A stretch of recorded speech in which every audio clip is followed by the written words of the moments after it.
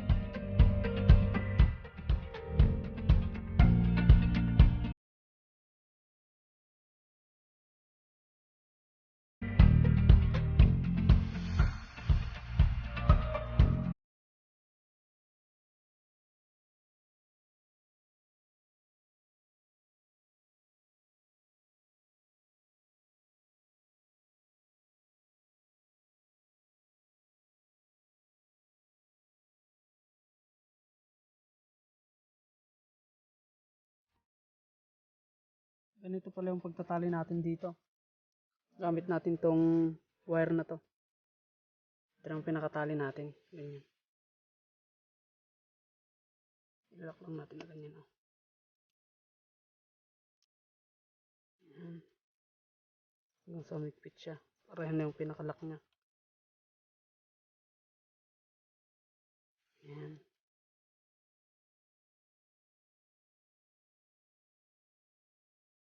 So yan, dito ulit sa taas.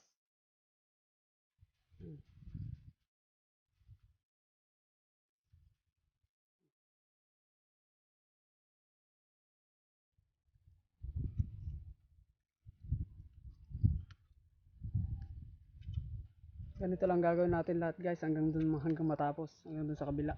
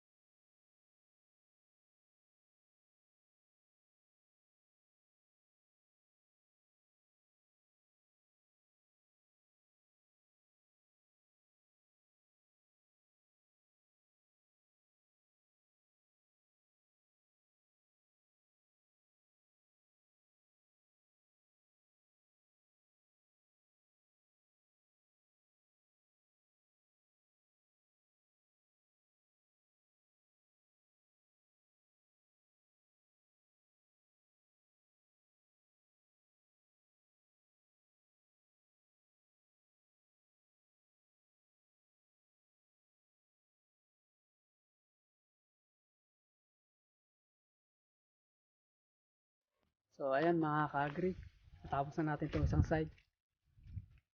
Ayan, oh. Dito ulit tayo sa kabila. Itong side naman na to. Itong dalawang side lang harangan natin.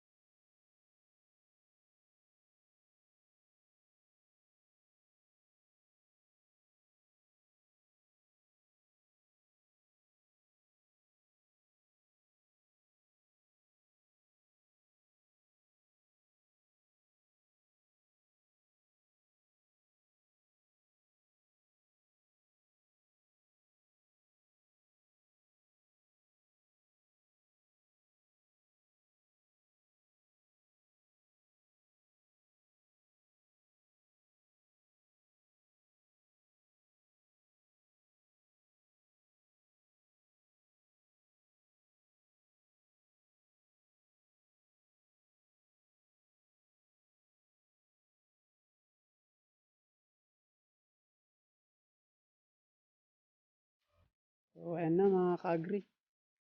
Hanggang dito lang tayo. Puputulin na natin to dito sa huling poste na to. Para ilagay din natin sa kabila. Yan. Okay na siguro yan.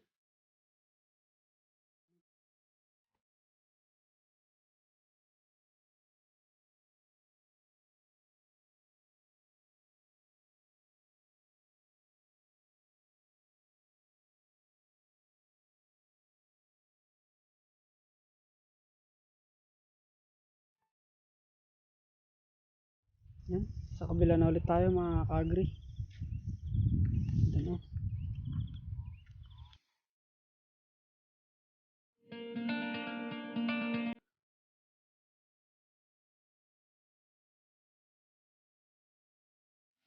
Dito ulit tayo.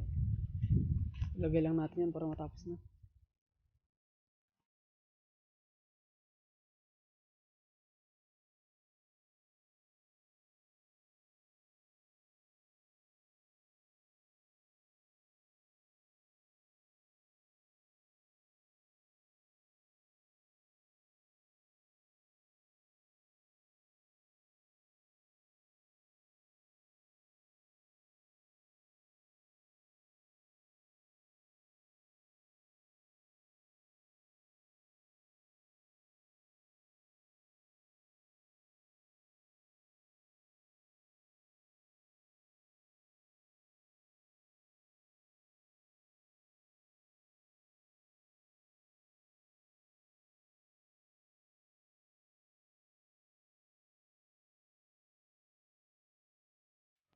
Ayan mga ka-agree.